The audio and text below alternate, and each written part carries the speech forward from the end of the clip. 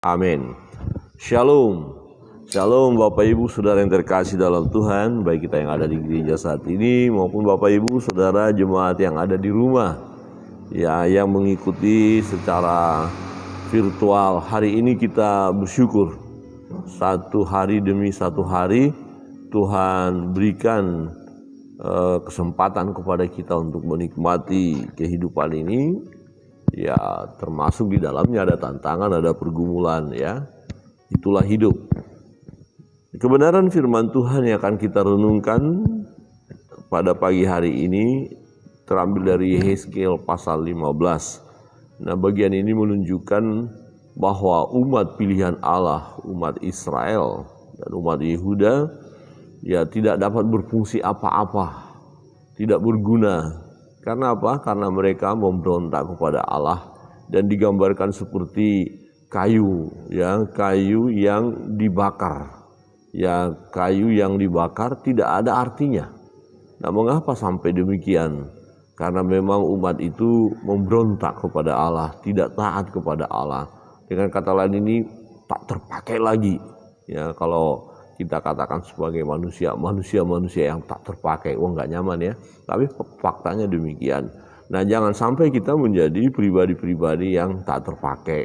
Kita rindu kita menjadi pribadi yang terpakai, pribadi yang berguna, pribadi yang memuliakan nama Tuhan ya. Kita menjadi pribadi yang menyenangkan hati Tuhan. Di ayat 5, coba kita lihat bersama-sama.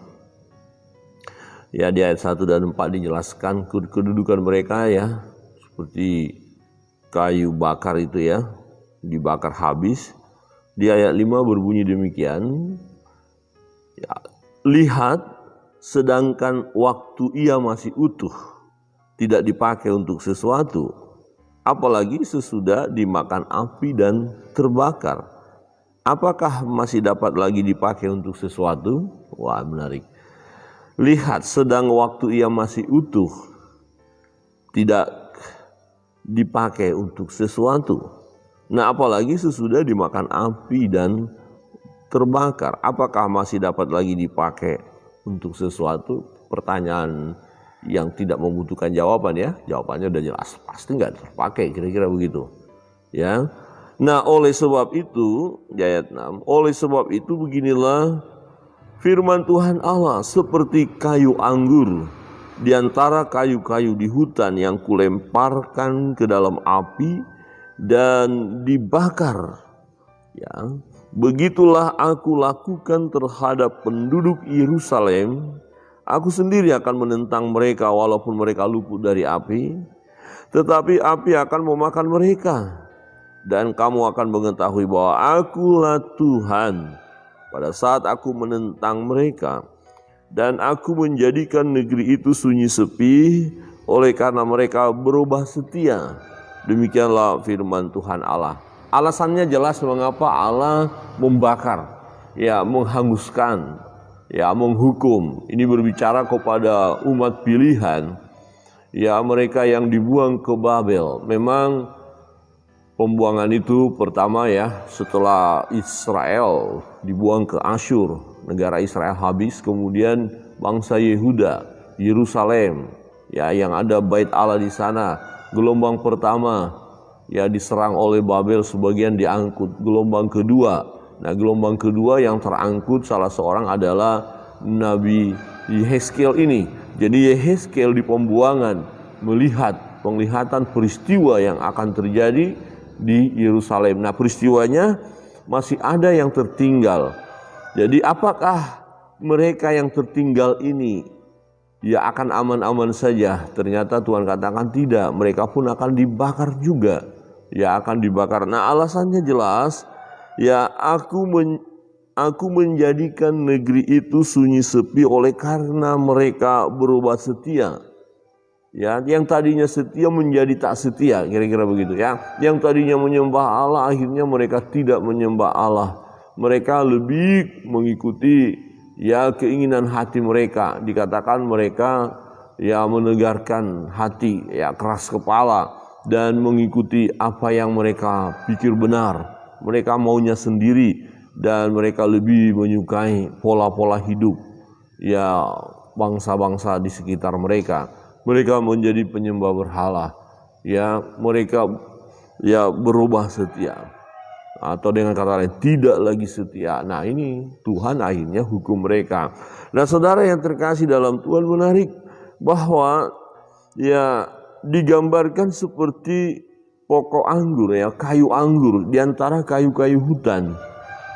Nah, dalam gambaran ini mau menjelaskan bahwa tekanannya di sini adalah waktu masih utuh saja ya tidak berguna, apalagi sudah dibakar. Ya, lihat, sedang waktu yang masih utuh tidak dipakai untuk sesuatu. Nah, apalagi sesudah dimakan api dan terbakar, apakah masih dapat lagi dipakai untuk sesuatu? Saudara yang terkasih dalam Tuhan, yang melakukan hal ini, yang membuat mereka dibuang, Allah sendiri yang melakukannya. Nah, setelah ya dibuang, dibakar, tak berguna. Nah, sedang waktu masih utuh pun sudah tidak berguna. Saya merenungkan bagian ini untuk kita. Ada masa-masa di mana kita nggak bisa berbuat apa-apa.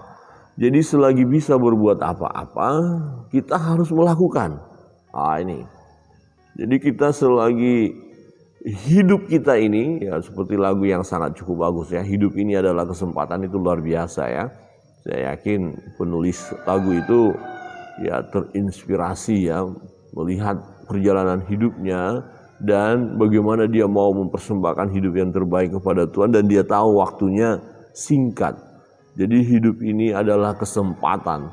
Nah, kalau kesempatan yang cukup bagus ini kita tidak gunakan, nah bagaimana mungkin kita bisa berkata kesempatan di depan, padahal sudah kita tak berdaya lagi.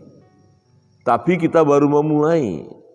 Nah, ketika kita memulai kita nggak berdaya. Lah, sedang kita masih kuat saja nggak bisa buat apa-apa, nggak berguna. Apalagi sudah nggak berdaya. Nah, saudara yang terkasih dalam Tuhan, mengingatkan kita untuk menjadi pribadi-pribadi yang memuliakan Tuhan. Kita bersyukur kita dipilih oleh Allah. Kita ini umat pilihan Allah. Ya, gunakanlah, manfaatkanlah, tunjukkanlah, dan kita pertontonkanlah pribadi kita sebagai pribadi yang dipilih Tuhan, umat pilihan Allah. Nah, kalau kita lihat sebagaimana Rasul Paulus setelah dia bertobat ya, dia percaya kepada Yesus, dia berkata begini, hidupku bukan aku lagi, melainkan Kristus ya yang hidup di dalamku. Jadi yang tampak di dalam dirinya adalah Kristus, bukan akunya lagi. Ya, jadi yang dipertontonkan atau yang dilihat oleh orang adalah dirinya. Bahkan dia terbuka kepada orang lain untuk diselidiki. Ya, dia berkata, lihat di mana kesalahan saya, di mana pelanggaran yang saya lakukan. Silakan lihat. Ya, dia mau dikoreksi, dia mau diselidiki. Ya, digambarkan bahwa hidupnya seperti ikan ya dalam akuarium, terlihat jelas. Saudara yang terkasih dalam Tuhan, satu peringatan penting dalam hidup kita, dan kalau kita mau jujur melihat orang-orang Kristen, orang percaya, nah apakah mereka sudah berguna? Ya, sudah berguna. Sudahkah membuktikan jati diri mereka mengikuti panggilan Allah? Nah, mengapa Tuhan memilih umat Israel sebagai umat pilihan? Ya, bukannya berarti Allah pilih kasih, enggak. Tuhan mau pakai umat pilihan ini untuk menjadi berkat bagi bangsa-bangsa lain.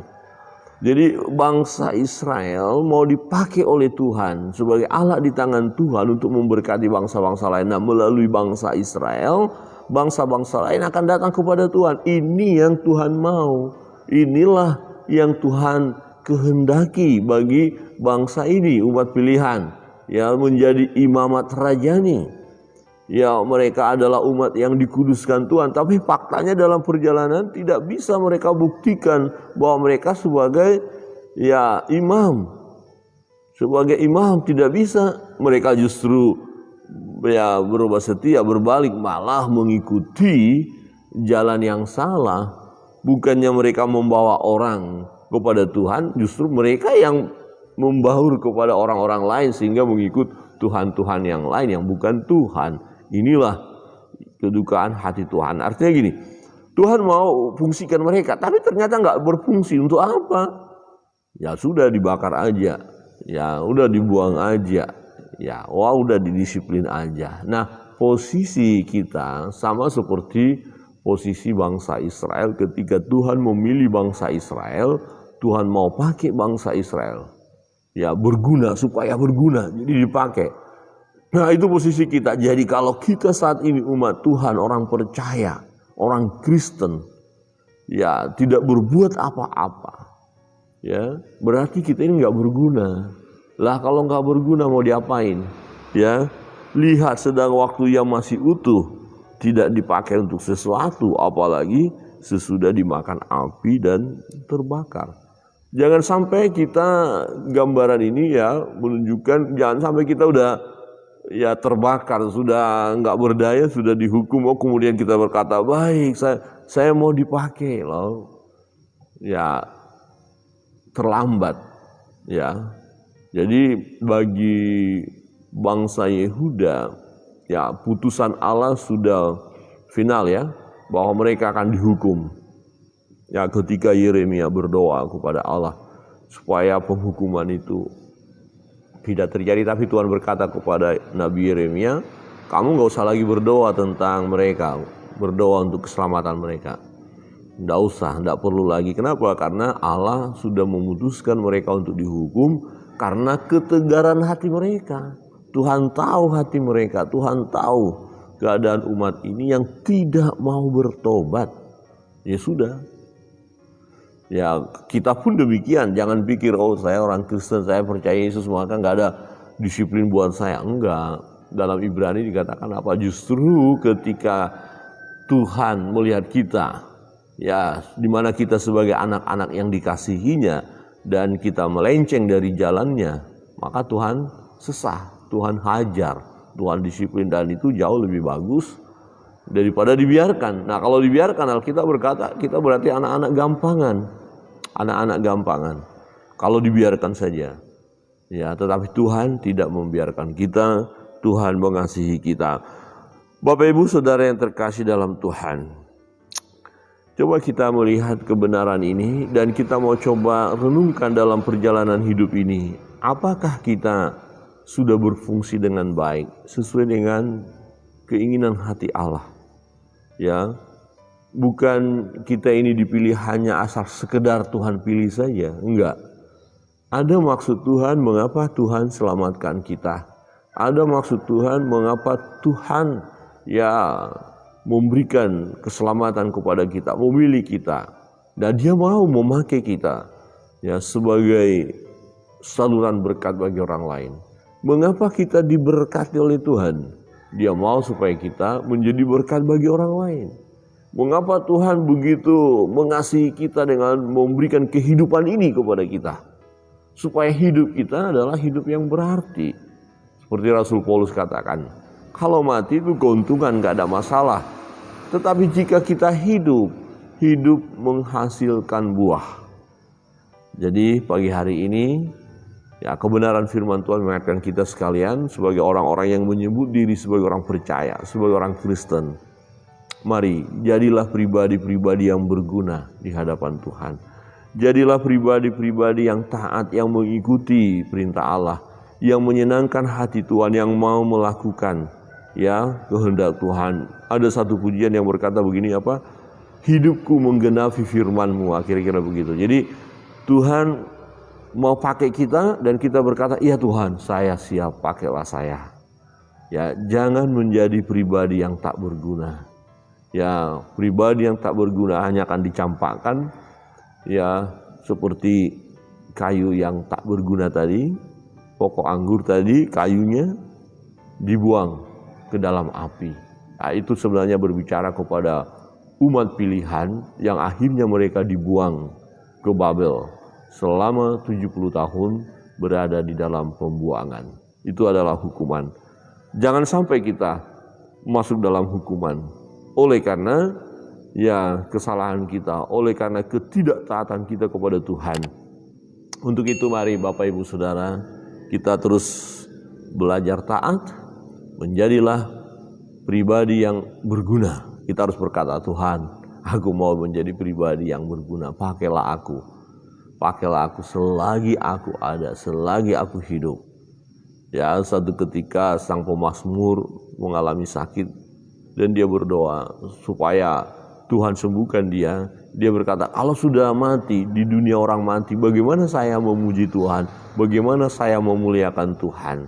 Tidak ada pujian kepada Tuhan di dalam dunia orang mati. Dan dia berdoa supaya dia diberi kesempatan hidup. Dan dia berkomitmen, ya, yang dia lakukan manakala dia sudah sembuh dari penyakit itu adalah memuliakan Tuhan, bercerita tentang perbuatan-perbuatan Tuhan yang besar, yang ajaib. Wow, inilah hidup kita, ceritakan perbuatan-perbuatan Tuhan yang ajaib.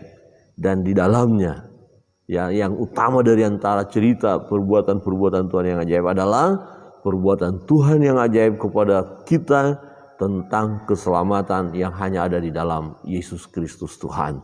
Ini tugas utama, supaya orang lain pun memperoleh keselamatan, memperoleh hidup yang kekal, tidak binasa, tidak masuk neraka. Dan ini tugas kita. Jadilah pribadi yang berguna. Tuhan Yesus memberkati kita.